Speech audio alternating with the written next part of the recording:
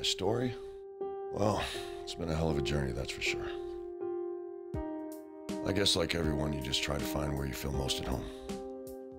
Growing up, my family life could best be described as nomadic. We moved around a lot. My dad really wasn't part of my everyday life, but fortunately, my mom was. She was the backbone of our family. Mom did the best she could, but hey, you know, just say with no dad around, I got into my share of trouble. Nothing too serious, but I was no angel. Definitely took me a little while to find some direction. The animal has been let out of his cage. When it comes to my wrestling career, I got started late, but I was very fortunate to work alongside two legends, Triple H and the Nature Boy Ric Flair. Dave Batista, 6'5", 325 pounds, and a future world champion. That is Evolution. The evolution of the animal was swift and magnificent. There are many superstars like Batista. Didn't take me too long to become world heavyweight champion. He did it! Batista did it! Batista did it! You gotta believe! It felt awesome to finally be the best of the best. But honestly, the daily grind, constantly battling injuries, that's something we never let fans see. It was all wearing on me. It was my pride, my privilege, my honor to entertain you. I felt like I needed a new challenge, something completely different. So even though I was still at the peak of my career in WWE, I chose to take another path. I did all right for myself, but I was missing that adrenaline rush of being in front of a live crowd. And the sellout crowd on its feet for Dave Batista! I could feel myself being drawn back to where I was really at my best. I will be world heavyweight champion again. And that's why I'm back. The animal is back! This is where my journey has brought me. Your aggression, Back where I belong. your intensity, Back inside the squared circle. your power. Back home.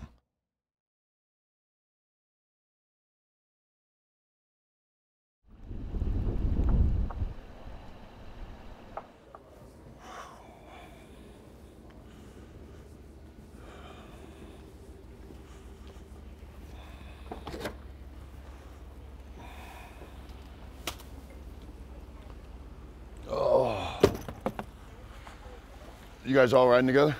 Yeah. Okay.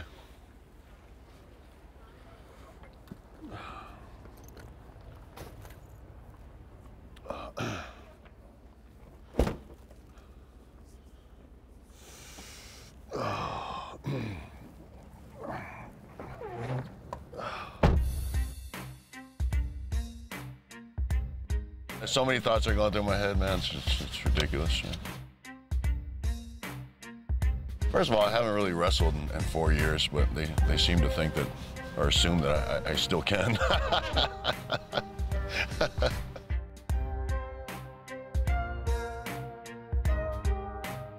Royal Rumble, it's just, I mean, it's so chaotic, man, you know, so this will be my first match back, but man, it's a weight, man, it's a weight on my shoulders.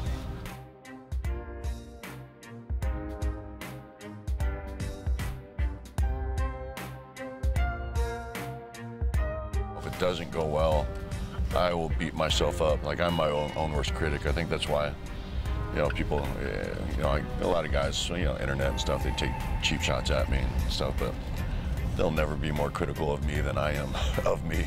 So just, you know, whatever. Doesn't faze me.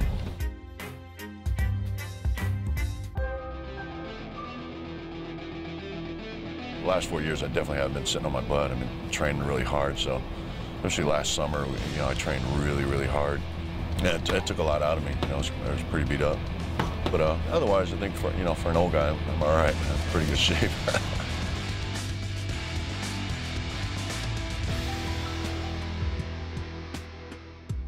A lot of people still don't believe me. I get really bad, you know, nervous issues, jitters, and it's important. I want to do well, so I guess I kind of put all this pressure on myself to perform well, but there's a lot of factors that are leading me to to be nervous, and I think the biggest one is just I haven't wrestled in about 4 years, so it's going to be a big task, man.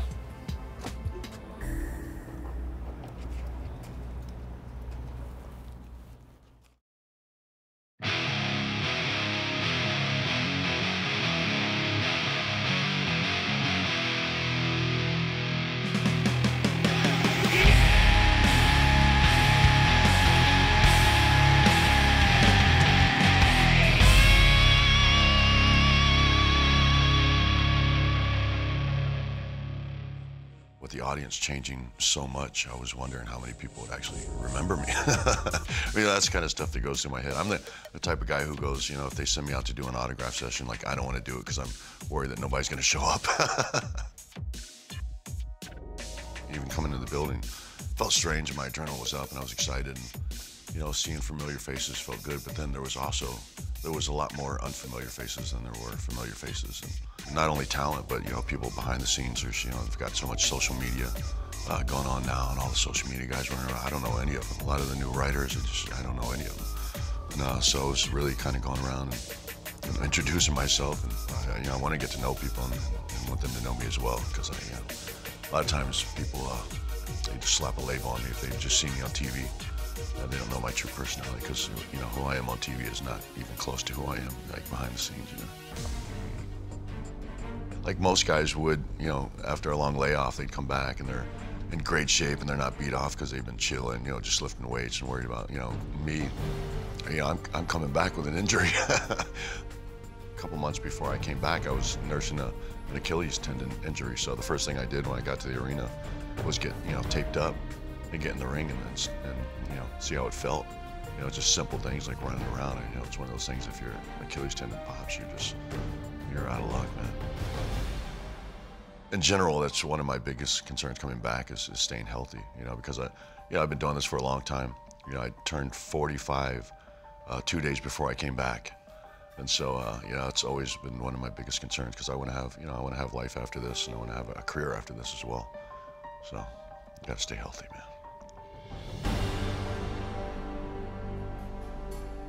Hearing my music played and, having the pyro, and it was actually kind of funny because, the music I hadn't heard in a long time, but also the pyro, the sequence was so different, and they were trying to figure out, because it's been a long time since they've blown it, so it was all off. It took a few rehearsals to get the timing down. And even when I came out and did my first entrance with music and pyro, it was still a little bit off, wasn't the same old feeling, but, still felt pretty good.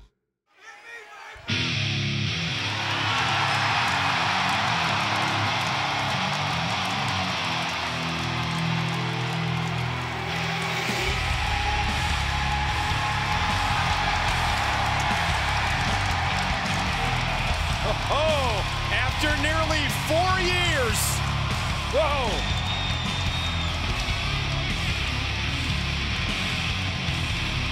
Batista's back.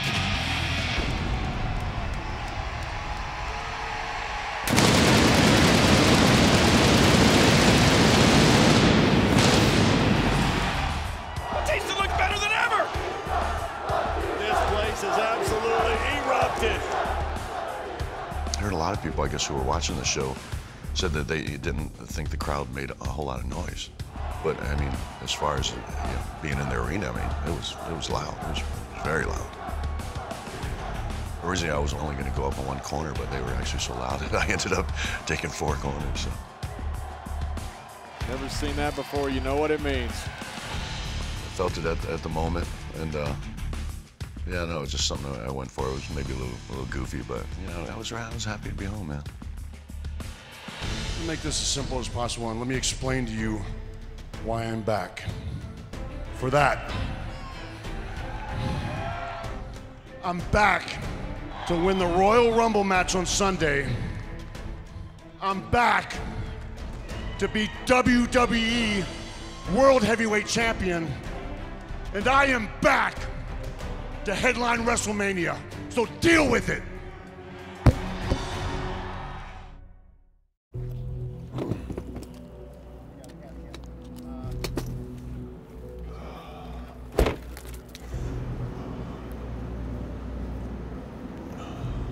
biggest reason for me to come back is because I've always wanted to be undisputed heavyweight champ.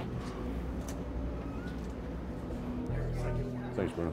After I became, heavyweight champ multiple times, thank you, sir. Where do I go from here? There's not many places I can go, being at the top. But, I could take that next step up and be just undisputed heavyweight champ. And that was the only place to go, and it's been my goal for years and years. How are you, sir? Nice job. How you feeling? Good, man. Ready to rock and roll? Yes, sir. Good to see you. How are you? Yeah, I reached out, talked to a couple people, and this was kind of the kickoff, man. This is where it starts, Royal Rumble. Which is where it's all started for me in 2005. It's where my big run started, and everything just kind of escalated from there, took off. But that, like I've said before, that initial Rumble in 2005 was, it worked out. But man, it was, it was disastrous in certain aspects. We've got 2 winners of the Royal Rumble. Batista beat Cena. It was not without controversy. But by God, we know now who's going to the main event at WrestleMania 21. I know the crowd's going to be good. Pittsburgh's hot. This is a wrestling town. This is a wrestling town. And but there's going to be a lot of guys in the ring that I barely know. I've just met, here and there, and I'll be working with them tonight. So, I don't know. I still don't know what's going on. So, I'll never slow antsy about it. You think I won't quit? You think I won't do it? I quit!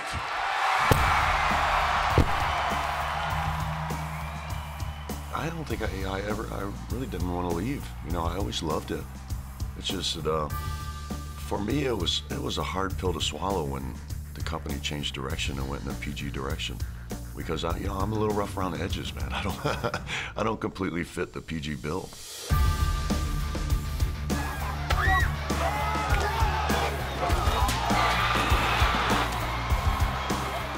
We used to go to war with each other. And just, a lot of things are just, you really can't do that, man, with a younger audience, with kids. And I get it, I totally get it.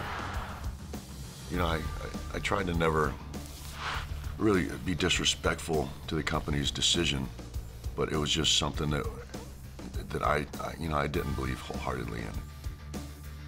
It just felt like with the direction we were, the WWE was heading in, my opportunities were just becoming more limited and limited.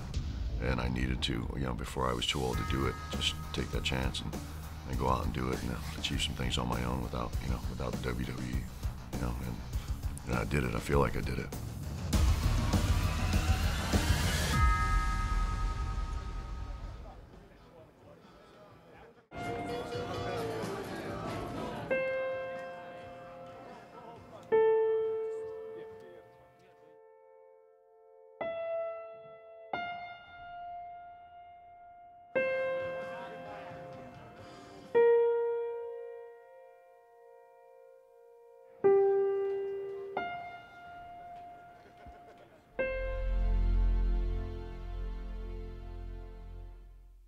It lingers in the back of my mind. Last pay-per-view I was in, I broke my back.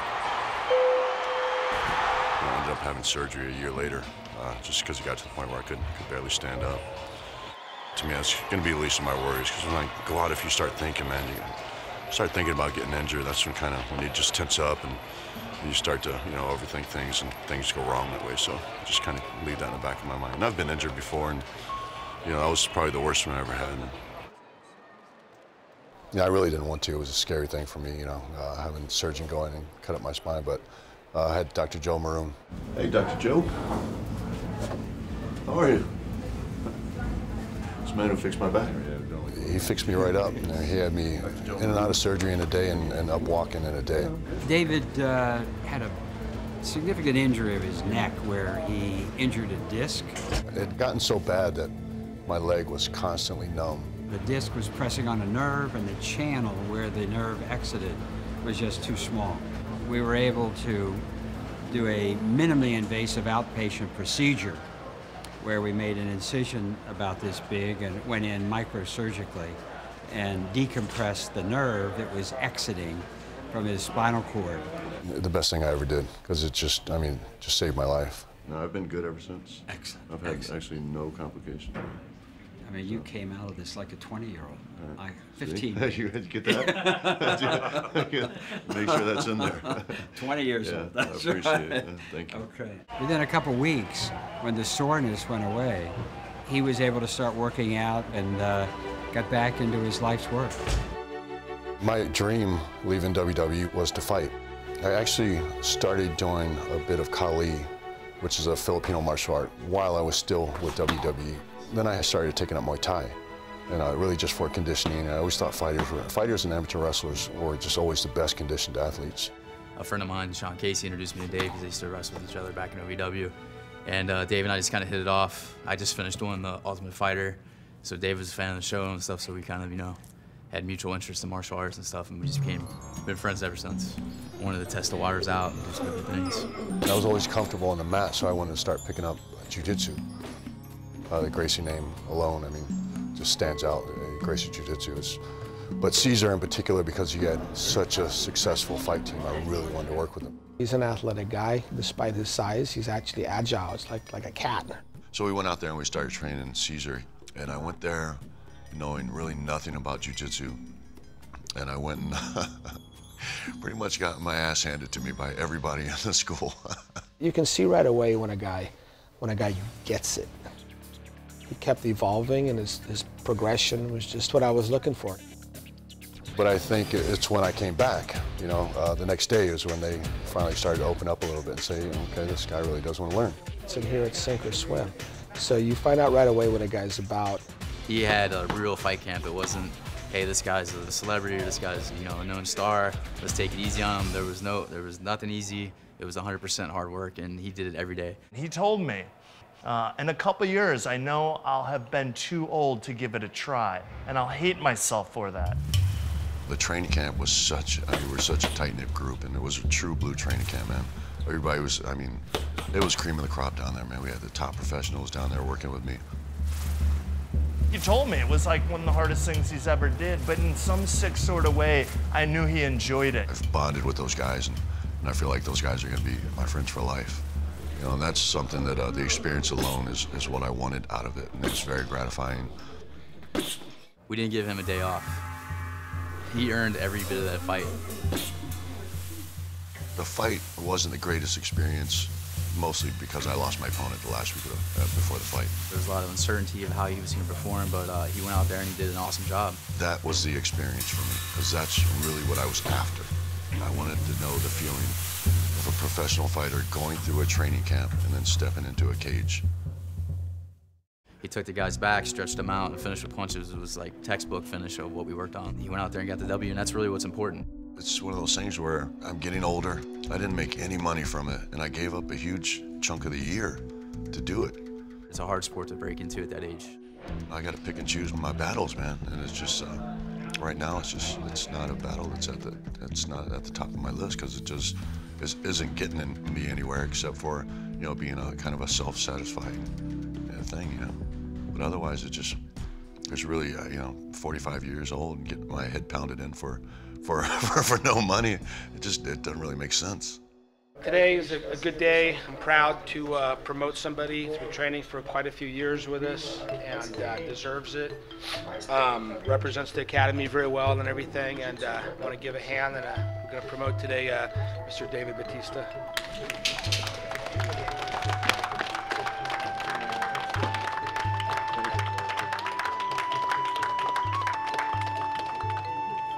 Today what happened is Dave got promoted to purple belt, and our school is really known for how tough it is to get belts here. It was a thing where you come in and, you know, no matter if you're famous or not, you got to run that gauntlet.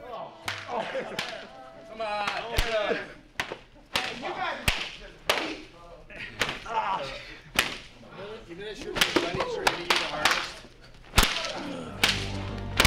All right. Promotional ceremony is always, you know, you walk through all the students and you get whipped. It's just part of the process. It's part of, you know, the brotherhood, the team mentality. It's just one of those things. It's painful, but it's worth it. Oh Man, what? Yeah, you gotta come back.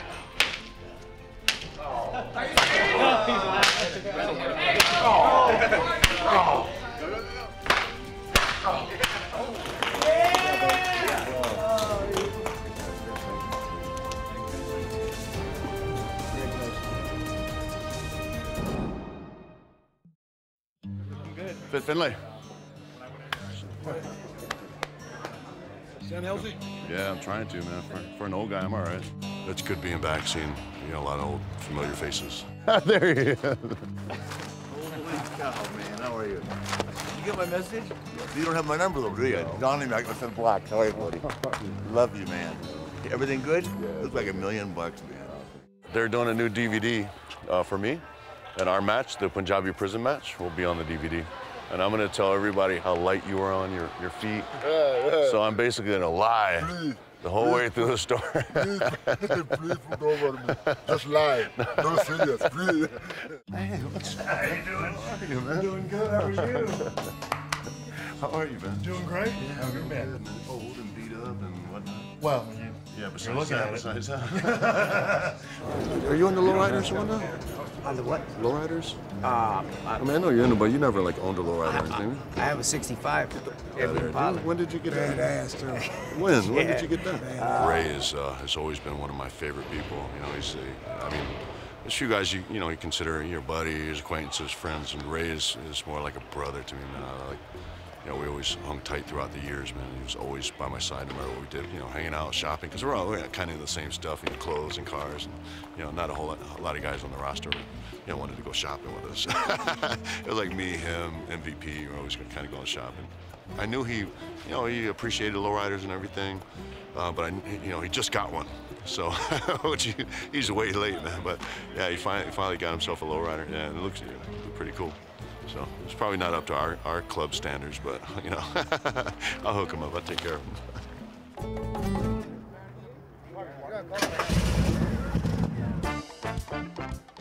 We're here together for kind of a get-together with the Imperials, which is my lowrider car club. Oddly enough, man, I was out in California, spent some time out there when I was first trying to get some work as an actor.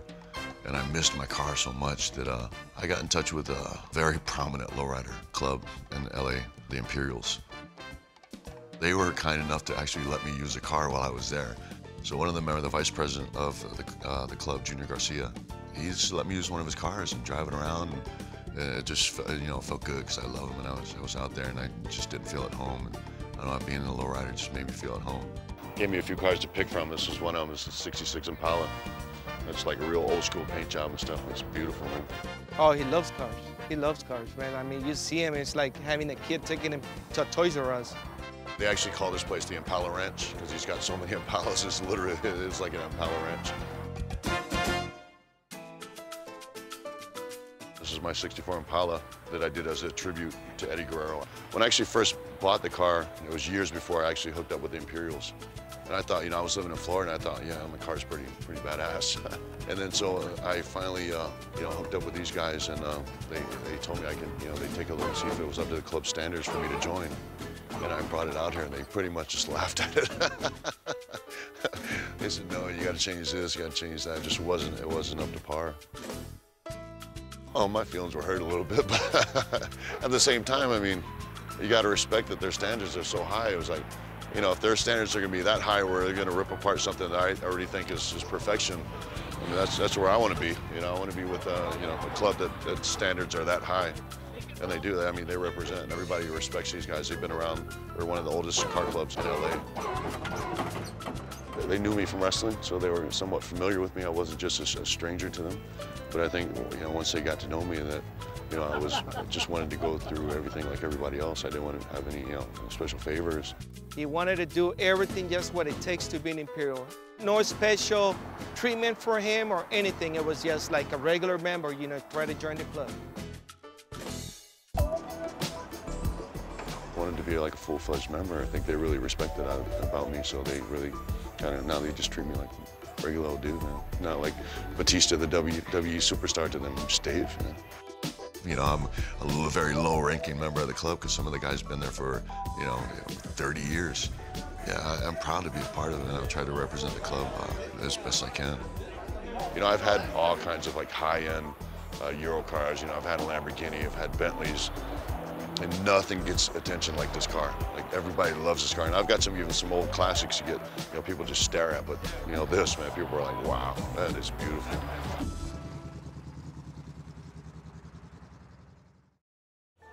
There's your logo. Oh, sweet, that looks awesome. And then if this works, I don't know, I just kind of did this to put, I went off of some of the tattoos that were on your shoulder and one on either side. Yeah, it looks cool.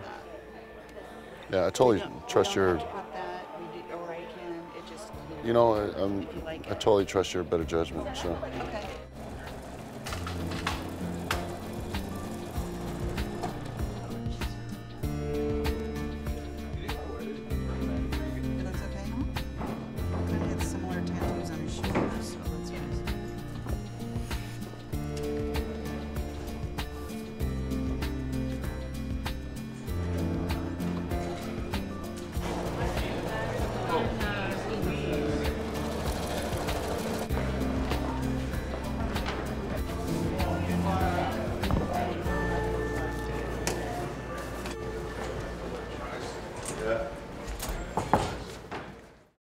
WWE brought me out of my shell in a big way, because I was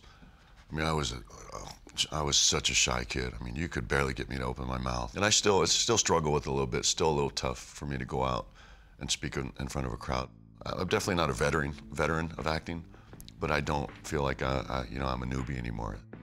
My first film I did was really just a cameo appearance, and I think that's not only when I realized that, you know, it's harder than it looks, but it's also it's a little bit addicting.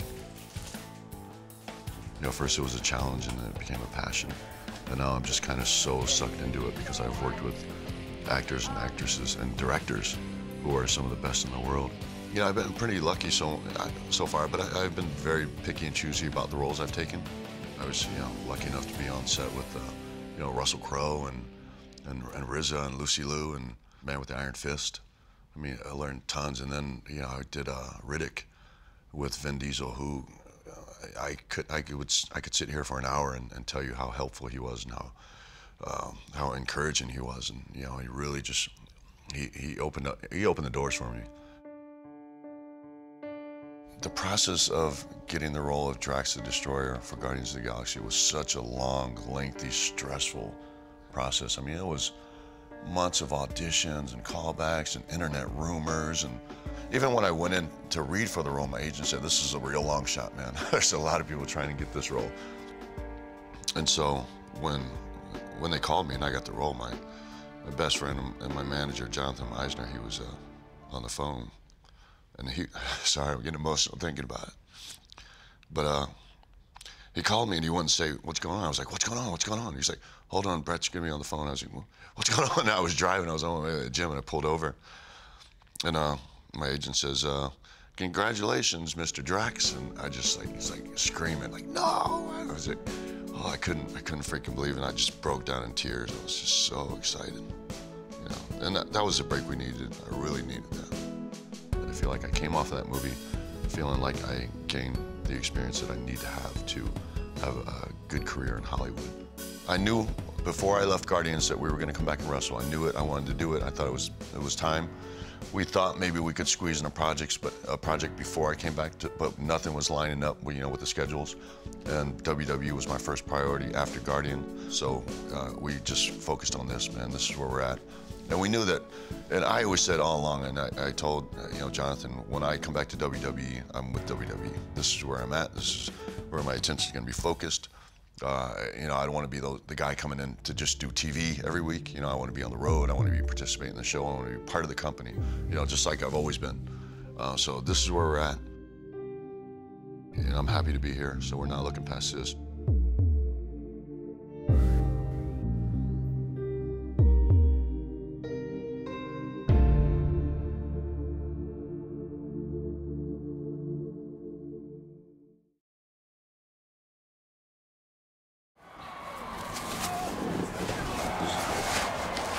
I'm holding my body together.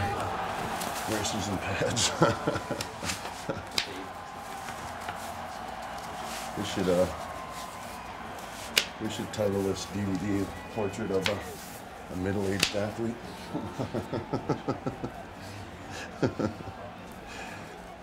It's kind of where it starts to become real. I put my gear on. You can already hear that the show's started and the crowd's already hot. Yeah, this sounds crazy, but you know, it was chaotic, but it just seemed like old times because it just felt like every time we were getting ready for a show, a live show, everything goes wrong, man. I'm just thinking if I cut them shorter, we might be okay. So right before the Rumble, of course, my trunks weren't made, and it's my own fault because I was feeling a little self-conscious about wearing my old style trunks because they were so tiny. So Terry, who makes my trunks, she measured me up, but she just didn't have time, to make them and get them right. So it's like the day of, she's working on my trunks. And then of course, man, they zip up my boots, and I have a new style boot. It's also, kind of a lighter boot, and I zip them up, and the zipper breaks. Break the zipper.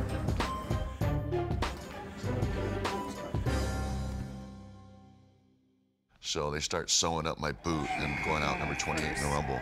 And I'm sitting there watching the monitor as they're sewing my boot up. What? He's back!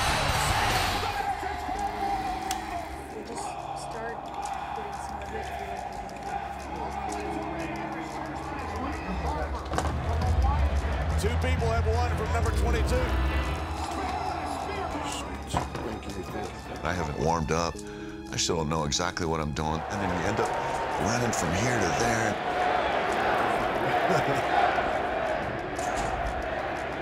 Just nothing's going right. It's always the last minute, that 30-second warm-up where you stretch out and jump up and down, jump jacks. And then you go.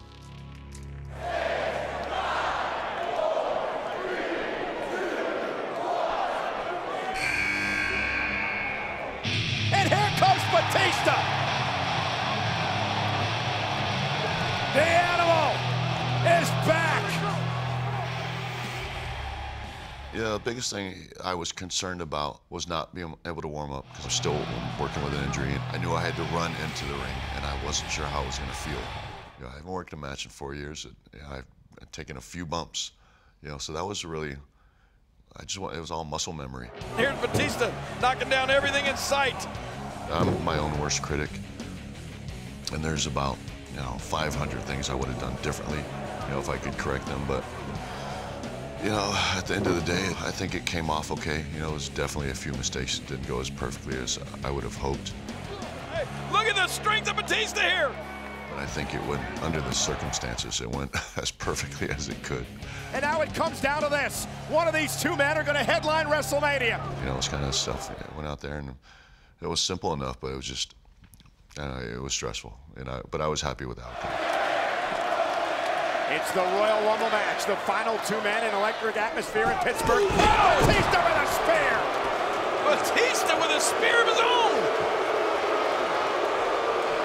Almost cut Roman Reigns in half.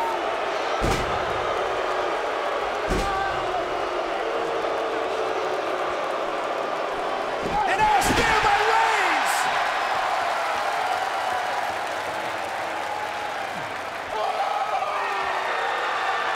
Is it Roman Reigns' moment? Is it his night?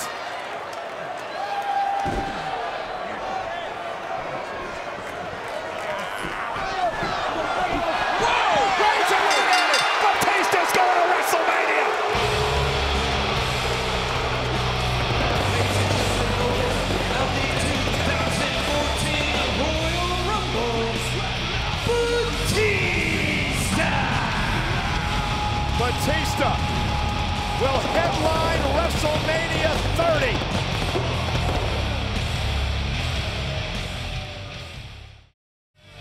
I knew we were off TV, and this guy's out there, and I knew he was instigating me, and he was just flipping me off, and he wouldn't put his finger down. He just kept flipping me off, and I was like, dude, seriously, come on, man, I'd break you in half.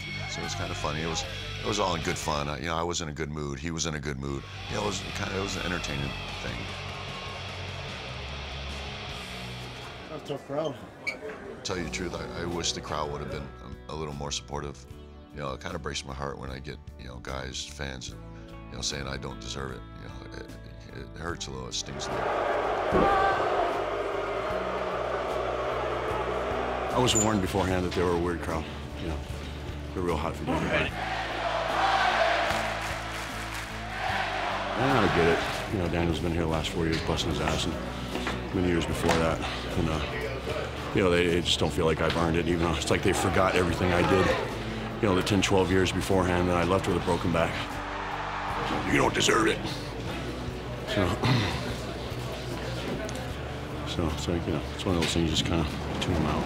Just do keep doing your job, man. Because even though they may be a little weird here, somewhere they're watching across the world, they're not the same mindset. So if we're not doing our job for them the way they want it to be, we are doing it for millions of other people the way they want it to be.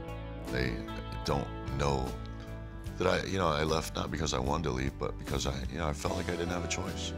You know, to be able to grow as a human and you know, be successful in everything that I wanted to do in life. You know, I just needed to go, not because I was turning my backs on them. And that's, you know, that's really why I never went and wrestled anywhere else. But yeah, it hurts a little. You know, they seem to either not know that or just forgot it or just don't care. Batista, you were gone from WWE for 4 years. You came back for the WWE World Heavyweight Championship. You now just punched your ticket to WrestleMania. How did it feel out there for the Royal Rumble? I mean, it just felt like, you know, like I said, it's very familiar. A lot of new faces, but I don't know, man. It's my home for so long, I just feel like I'm back at home. I couldn't be any more excited about WrestleMania, you know. It's, not only is it WrestleMania 30, but it's in Superdome. It's gonna be a huge venue, so I know that it's gonna be very electric. And down south, we get fun crowds. It always just seemed like they're more laid back. They just want to be entertained and have fun. Batista came back because he said he wanted the WWE World Heavyweight Championship. Well, now he's certainly got a shot at it.